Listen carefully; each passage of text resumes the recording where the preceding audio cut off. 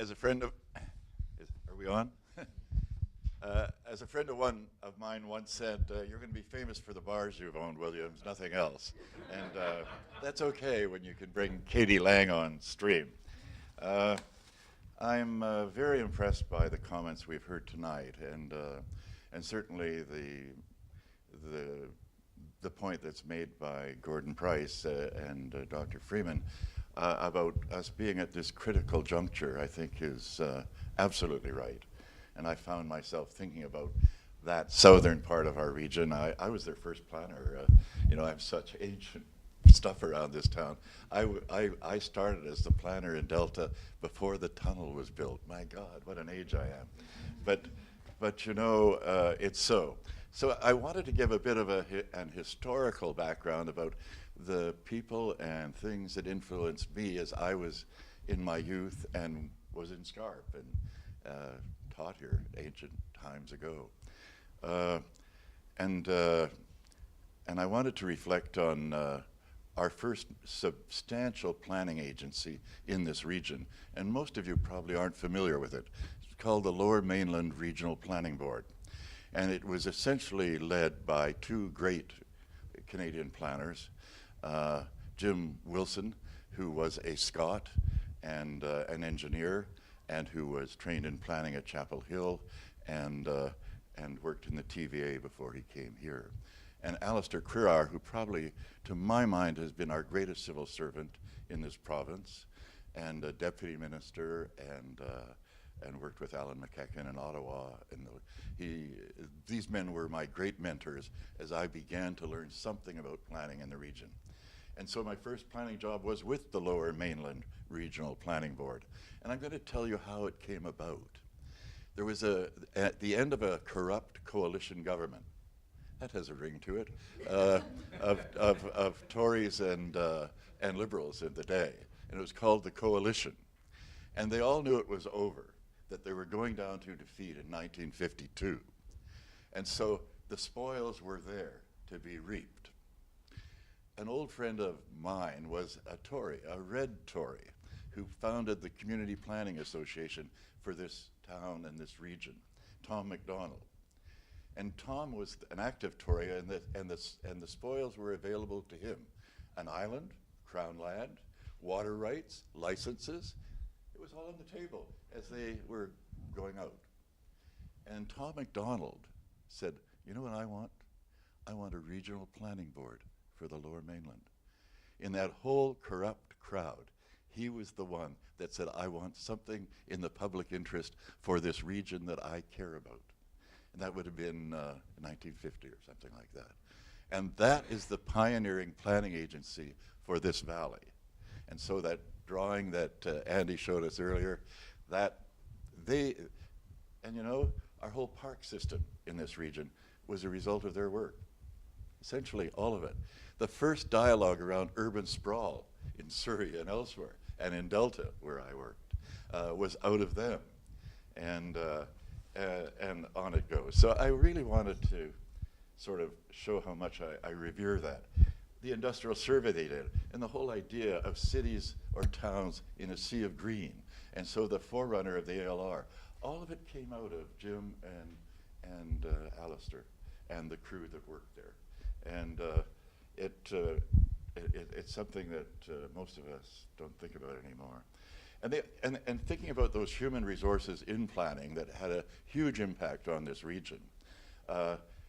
When myself and my friends in 1972 became the first social democratic government in the history of this province, it was empty over there in terms of the public service. And so what did we do?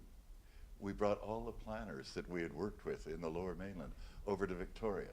And so it was no accident that the ALR then was harvested out of my office with Bill Lane, a planner in Richmond, or a lawyer in Richmond who was a planner as well, when you get right down to it.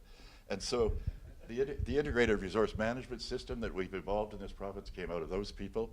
Transit came out of those people. We didn't have transit that went past North Road in this region until then. And there were a lot of people in this town that were fighting against the bad decisions, like urban renewal and a road through to the freeway, or a one-way couplet through to the freeway and the like. And a handful of us, Mike Harcourt and Shirley Chan, myself and others, and Norman Pearson and others, pioneered that work and stopped most of the awful things that were about to happen. But out of that government came the ALR, the C-Bus instead of the bridge, Whistler, parks and the like. And it was that human resource out of this valley that began to play a transformational role in the province. So the human capital side and planning is something we really need to think about. I know this institution here, SCARP, tends to concentrate on Vancouver, and wrongly so, and maybe rightly so. But, you know, you come into this town in a helicopter from the island, and you look down at it, especially at dusk. I mean, it's magnificent. It's magnificent. It's a jewel box kind of a city as you descend, as you know, Gary. And then, as Ralston Saul says one time when he was out here, he said, you know what I really like about this town? He said, you've got that jewel box in the downtown peninsula, and you've got the downtown east side right beside it. He said, that's what I like about you people. You put it right out there. You put it right out there. So this rich diversity that we are in countless ways is there for us all. But you know, there's still that damn barrier of the river.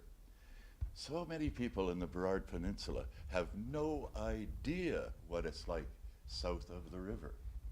And that's our dominant city. Dr. Friedman's right. All of the shift is down there. Some of us worked at giving it more of a center. The center in North Surrey is a bit of a jewel in what was many considered a suburban commercial slum. It's transformational now, so that where we have made the effort, it's been transformational in rebuilding what I believe is a binodal city. I think we have always essentially been a binodal city, Vancouver and New Westminster. Now it's Vancouver and Surrey. And yes, this is amalgamation around them, but there's no question, and as you watch the population drift and young people drift, as Andy showed us, Central City, which is a name we developed for that project, is actually going to become Central City in this region. And as we at Van City start looking at how we lend and do work on both sides of the river, we're realizing that we're kind of missing the boat ourselves down there. And so the work population in Surrey is essentially more of a working class, construction-oriented people, more ethnic than this city even, and which is one of our great assets, but is not a salaried city. Like Vancouver is. It's not a professional city like Vancouver is. It's more of a scrapping group of wonderful mix of citizens that is rebuilding that city right under their feet. It's a much more loose, creative city with a far better administration than we have in this city. It's very exciting that Surrey has gone from being a joke to the most important city and most important future city in this region. And I share your concern, Gordon and Professor, in terms of that southwestern drift. That what's happening in Tawasin is a scandal, bar none. And we all have to say that it's such. And we in Van City are actually delivering their water system down there for the new community at Tawasin. We're happy to do that because it's the kind of thing we should be doing. But I wanted to know more background about how this was happening. And you know, we've got two of the biggest shopping center gamesters down there. So I said, who's getting the gravy here? Well, the Acolinis. There is no end to the Acolinis in this town. I had to deal with them as slumlords in my old riding of Vancouver East, and now they are the most important wealthy family in the province. And so when I've checked it out, there are two groups of families down there at Tawasin that own the bulk of the value. So 10 families are getting the benefit of that one shopping center with Acolini family. And once they're paid off, they're gone. And it's all Acolinis.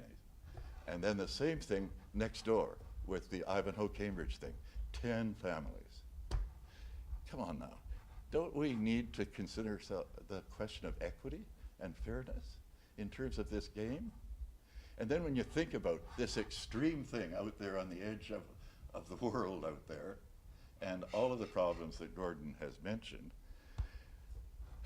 Can we not be creative in terms of thinking about how we deal with that, even given the complications of First Nations and treaties and all the rest of it? I was thunderstruck when I came off the ferry just this past weekend, and that whole new road system. And most of them were taking the road to Surrey. They're taking it to Vancouver. But there's that eating up of all those lands, and I say to myself, what the hell could the region do about this, given all the complications? And for me, the answer is fairly straightforward. Put a toll on that bloody road. Put a toll on that road. It's long overdue. $1.5 billion went into that road. It will be transformational in terms of the southern push in this region. It will be enormous in terms of pushing away the agricultural land that has been saved over decades and decades. We have to start thinking seriously about these things. And we have to think about, where's the gravy in all of this growth? You know, I've mentioned 2 organizations that are picking up the bulk of the gravy in Tawasin. 2. Well, who's getting the gravy overall? We established in that old administration in the 70s the Assessment Authority of British Columbia, because I thought that was important in terms of really understanding land values, the land base, and who wins and who loses, big time. Well, you know, when I checked the data, we analyzed with a whole team for a 12-year period. In Surrey, in 12 years, land values went up 24-fold. 24-fold. My view is that is the grandest shift in wealth in the history of British Columbia. Do we understand that as a people, as planners, in terms of equity and distribution of wealth in our society? It's fine to talk about, as you have, Professor, about this huge group at the bottom that don't get any of that gravy. So then we have to ask ourselves the question, then how do we right that? Because we have a better history than that in this region, in this province. And the answer is, we have to look at those enormous increases in land value, and we have to share them with those people at the bottom. In this town, we continue to raise densities on a grand scale. Look at the new towers in downtown Vancouver and how much bigger they are than the last towers. That's all new gravy we've given away. Look at the towers in Metrotown that Burnaby, with a nominal left council, has given away all that stuff too in Metrotown in terms of new density. And on it goes. And that's a huge challenge. So I also just wanted to comment a little bit about the macro regions of the province. You know, and the other is, come on, let's look at that mess down in Delta. Let's look at those highways, and then let's reflect. Who's in control at the provincial level now? The grease pit in this province historically has always been the Ministry of Highways. Sorry, folks, but it is. It's a lot of gravy there, and they create a lot of gravy.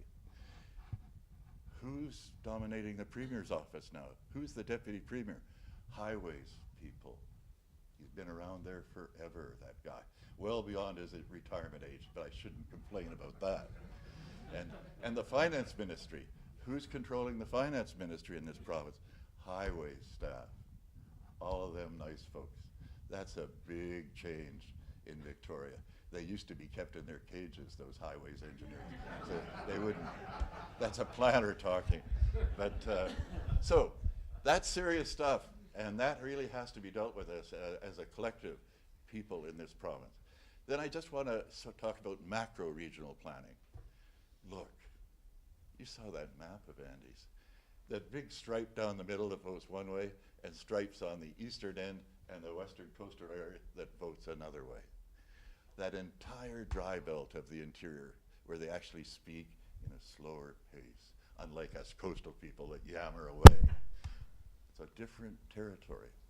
And the more I thought about this, and my old mentor, Alistair Greer, the more he thought about it, the more we were convinced that we need macro regions in this province. A town, the ultimate outpost of empire, Victoria, below the 49th parallel, governs right to the Yukon in the biggest comfort zone in the province. There's something perilously wrong with that. My friend Kira argued that the great region down here was in fact the Georgia Basin region. It's the urban region from Vancouver Island to Whistler and so on.